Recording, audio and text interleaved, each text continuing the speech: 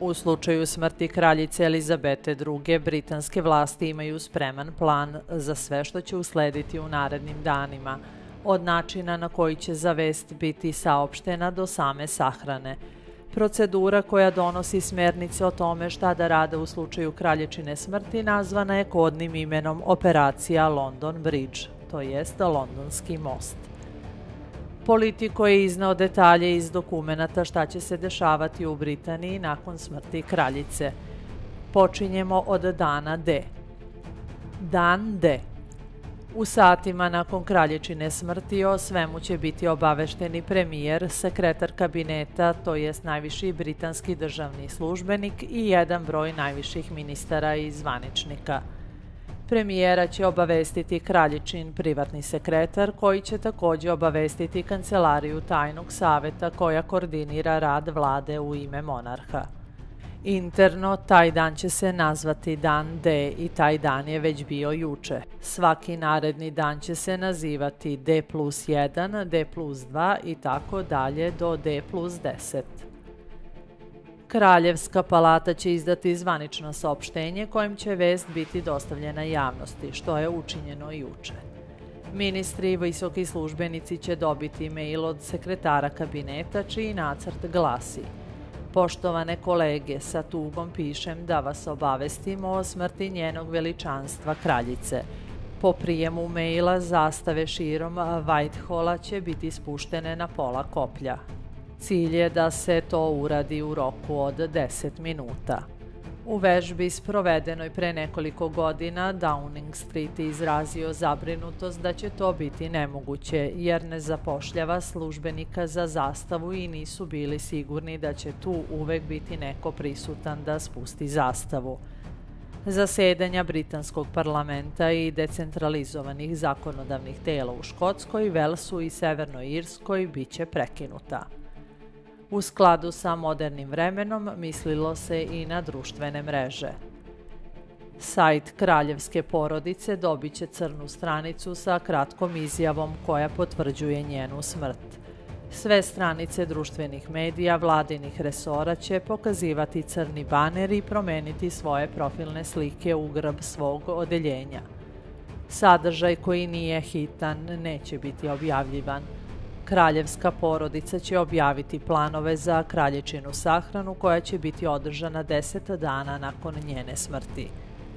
Premijer će biti prvi član vlade koji će dati izjavu. Svi ostali članovi vlade ne smiju ništa da komentarišu dok se premijer ne oglasi. Ministarstvo odbrane će organizovati salutiranje oružjem na svim pozdravnim stanicama i bit će proglašen nacionalni minut ćutanja. Premijer će potom imati audijenciju kod novog kralja, a u 18 časova kralj Charles će se obratiti naciji. Istovremeno bit će održana služba u katedrali Svetog Pavla u srcu Londona. Prisustvovaće premijer i manji broj ministara. Planirano je da služba izgleda spontano.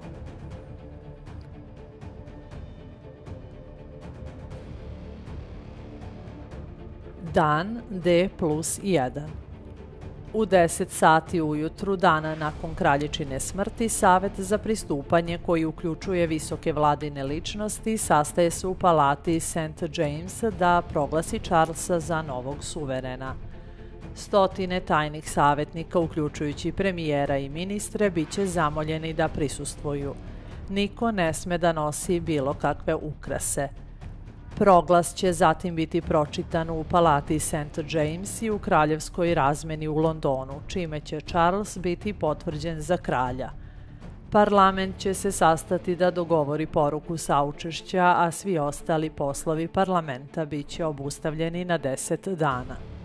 Poslanici će odati počast kraljici u Donjem domu. U 15 sati i 30 minuta premijer i kabinet imaće audijenciju kod novog kralja.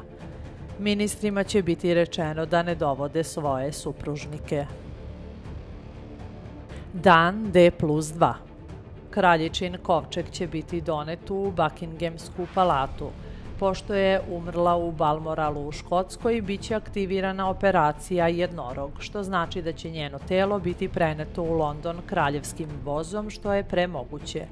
U suprotnom pokrenut će se druga operacija koja označava da će kovčeg biti prenet avionom. Premijer i ministri će prisustvovati prijemu povodom dočeka kovčega sa kraljičinim telom. Proglasi će se čitati u decentralizovanim upravama, odavanje počasti će se verovatno nastaviti u parlamentu. Dan D3. Ujutru će kralj Charles primati saučešća u Westminster Hallu. Popodne će krenuti na turneju po Ujedinjenom kraljevstvu, počevši od posete škotskom parlamentu i službe u katedrali St. Giles u Edinburgu. Dan D+4.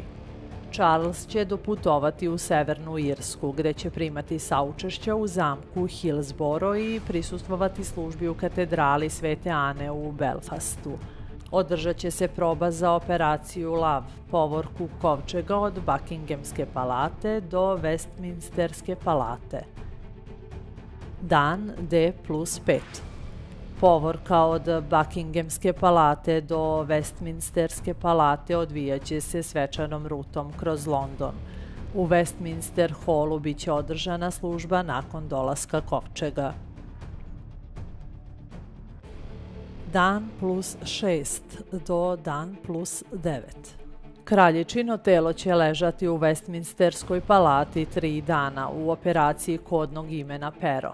Njen kovčeg će biti izložen na podignutoj kutiji poznatoj kao katafal usred Westminster Halla, koji će biti otvoren za javnost 23 sata dnevno. Ulaznice će biti izdavane za VIP osobe kako bi one mogle da imaju svoje termine. Na dan D+6 bit će održana proba za državnu pogrebnu povorku. Dan D+7 je dan kada će kralj Charles otputovati u Wales kako bi primio saučešća i tamo u velškom parlamentu i kako bi prisustvovao službi u katedrali Llandaff u Cardiffu. U ovom periodu vladina odeljenja biće zaokupljena ogromnom količinom priprema za sahranu. Dokumenti pokazuju da iako vlada ima kapacitet da uspešno izvrši sve poslove oko sahrane, postoji bojazan da bi to moglo da bude izazovno. Ministarstvo spoljnih poslova ima zadatak da organizuje dolaske šefova država i VIP ličnosti iz inostranstva. Sada, zbog pandemije, postoji dodatna zabrinutost kako organizovati i izvesti ulazak tolikih ljudi u zemlju. Ministarstvo unutrašnjih poslova je odgovorno za bezbednosne aranžmane, a vladin sekretarijat za nacionalnu bezbednost i obaveštajne službe biće u stanju pripravnosti za svaku povećanu pretnju od terorizma. Ministarstvo za transport je izrazilo zabrinutost da bi broj ljudi koji bi možda došao u London mogao da izazove velike probleme u transportnoj mreži. Premijer i kraljica su se dogovorili da dan državne sahrane bude dan nacionalne žalosti. Dan D+10. Sama sahrana će biti održana u Westminsterskoj opatiji. U podne će širom nacije biti održana 2 minuta ćutanja. Ceremonije će biti održane u Londonu i Windsoru. Služba će biti održana u Windsoru u kapeli Svetog Đorđa, a kraljica će biti sahranjena u memorijalnoj kapeli kralja Đorđa VI.